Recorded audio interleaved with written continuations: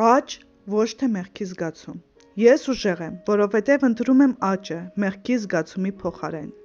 Հռոմեացիների 8:1-ում գրված է. ուրեմն հիմա դատապարտություն չկա Հիսուս Քրիստոսում լինողների համար։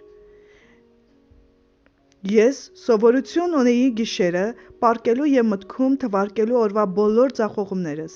Ինքս ինձ դատապարտում էի ամոթից տանջվելով ամեն սխալիս համար, փորձելով քավել իմ զանցանքները։ Դուք կարող եք ավարտել օրը հիասթափված և բարկացած ձեզ վրա և պատկերացնել, որ ձեզ պատժելով ինչ-որ կերպ կփոխվեք։ Այս վարվելակերպն ավելի շուտ կործանարար, քան կառուցողական բնույթ ունեին։ Վատ չէ գիտակցել, որ սխալներ եք արել, կամ ցանկանալ, որ այլ կերպ վարվեք։ Առողջարար է թույլ տալ Սուրբ Հոգուն հիշեցնել ձեր սխալները ու արարքները, բայց այս խորհրդածությունը ոչ թե մեղքի զգացում ունենալու, այլ աճի համար է։ Միայն այն ժամանակ, երբ որ կշտամբում էի օրվա ձախողումների համար, մինչև որ զգում էի, որ խեղդվում էի դրանց ծանրությունից,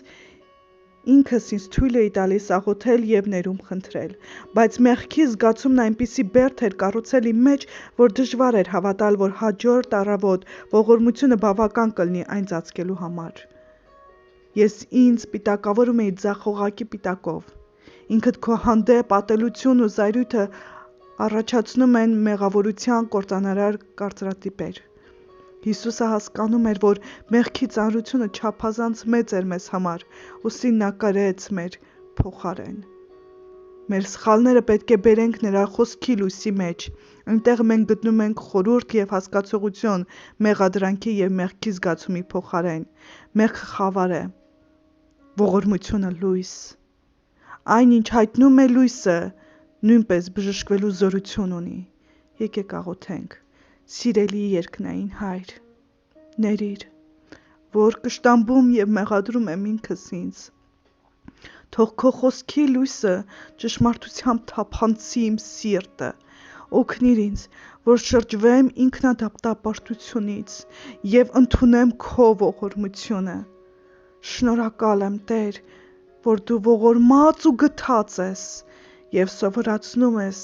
որ մենք էլ լինենք ողորմած և գթած։ Մեղքը խավար է, ողորմությունը լույս։ Մեր սխալները մտքում կրկնելու փոխարեն եկեք մտքում կրկնենք պատասխանները, որոնք կշտկեն դրանք։